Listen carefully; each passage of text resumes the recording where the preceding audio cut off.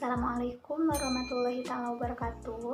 Perkenalkan, nama saya Clarissa Marianti dari kelas Farmasi 2B dengan NIM 1904010043. Di sini saya akan memenuhi tugas ujian akhir semester praktikum kimia kualitatif, yaitu menjelaskan tentang identifikasi kation magnesium dan anion iodida pada makanan dan obat-obatan. Yang pertama yaitu saya mengambil jurnal tentang analisa kualitatif kation Mg2+ pada sediaan obat antasida. Selanjutnya itu ada tujuan penelitian. Tujuan penelitiannya yaitu untuk menganalisis kandungan magnesium pada sediaan obat antasida. Selanjutnya ada dasar teori.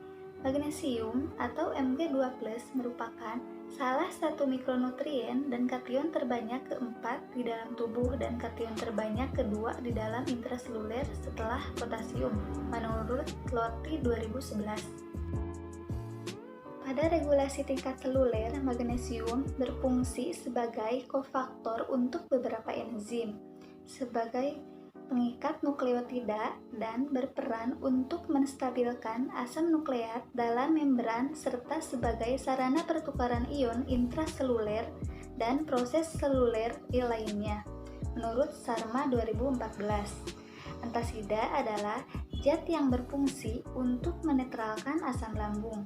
Antasid juga digunakan untuk membantu menyembuhkan gangguan pencernaan, yaitu MAH. Selanjutnya yaitu ada alat dan bahan. Alat yang digunakan pada penelitian kali ini yaitu mortir, stemper, beker gelas, tabung reaksi, rak tabung reaksi, pipet tetes, dan batang pengaduk. Dan bahan yang digunakan adalah antasida, larutan NaOH, larutan Na2CO3, dan aquades. Selanjutnya yaitu ada prosedur percobaan. Yang pertama, masukkan tablet antasida ke dalam mortir, lalu digerus. Selanjutnya, masukkan serbuk antasida ke dalam beker gelas secukupnya, dan tambahkan aquades untuk melarutkannya. Setelah itu, aduk hingga semua bagian dari serbuk antasida larut secara sempurna. Kemudian, larutan disaring. Selanjutnya yaitu ada percobaan membuktikan adanya ion Mg2+ dengan menggunakan larutan NaOH. Yang pertama, masukkan larutan antasida ke dalam tabung reaksi, lalu ditambahkan larutan NaOH secukupnya. Yang selanjutnya yaitu goyangkan perlahan tabung reaksi lalu tambahkan larutan NaOH yang berlebih. Kemudian, goyangkan kembali dan amati hingga membentuk endapan putih. Selanjutnya itu ada prosedur percobaan untuk membuktikan adanya ion Mg2+. Larutan antasida dilarutkan menggunakan larutan Na2CO3. Pertama, masukkan larutan antasida ke dalam tabung reaksi. Selanjutnya, lalu larutkan dengan larutan Na2CO3. Kemudian, goyangkan perlahan sampai membentuk endapan putih. Selanjutnya itu ada hasil dan pembahasan.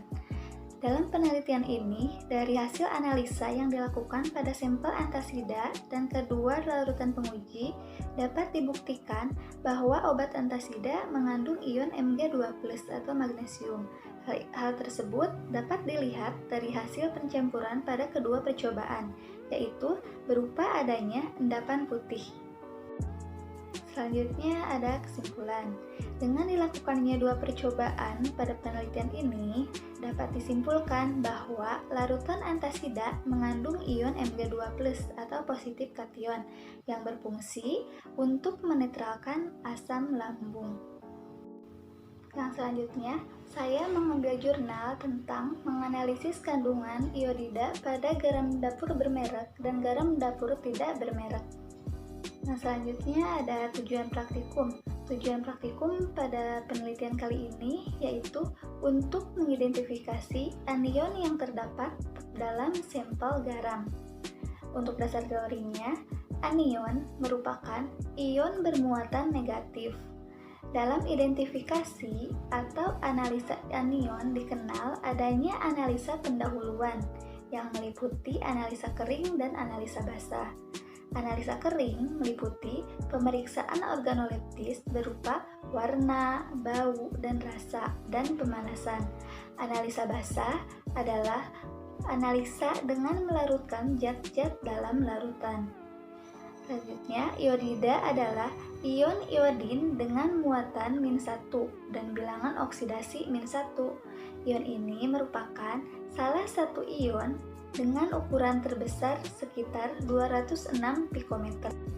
Menurut Keputusan Presiden Nomor 69 Tahun 1994, semua garam yang beredar di Indonesia harus mengandung iodium, yaitu garam yang telah diperkaya dengan kalium iodat. Garam beriodium mempunyai bentuk, rasa, dan bau sama seperti garam yang tidak ditambahkan kalium iodat, sehingga sulit untuk memastikan kecukupan kalium iodat dalam garam, menurut Al-Matsir 2003. Selanjutnya ada alat dan bahan.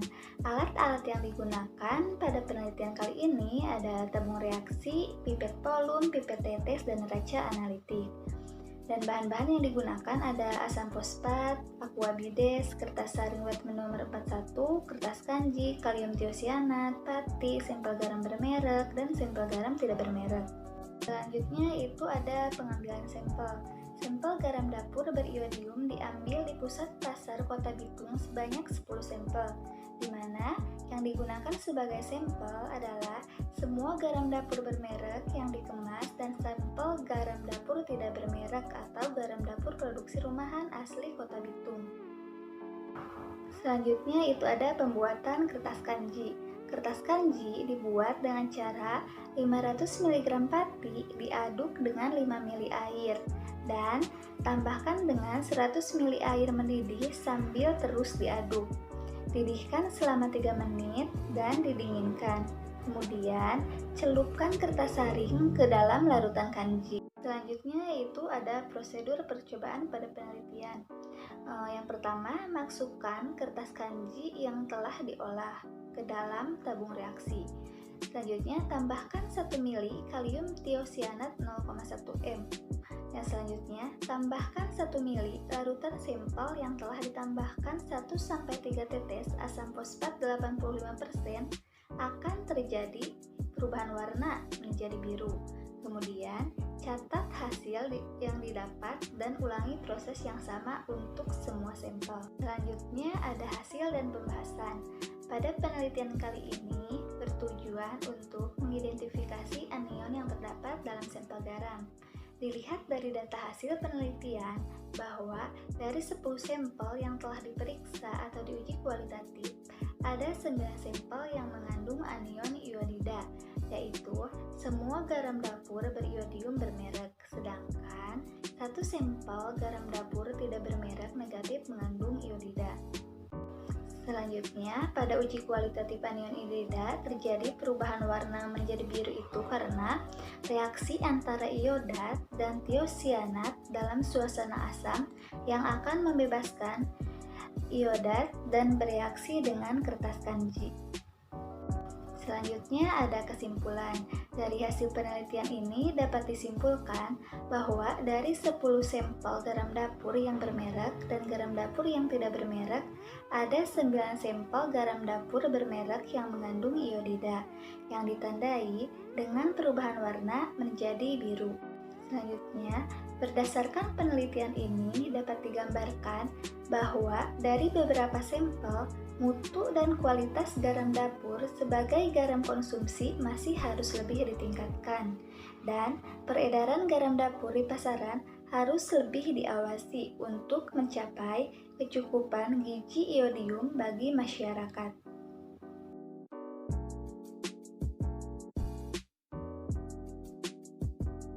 Mohon maaf bila ada kesalahan.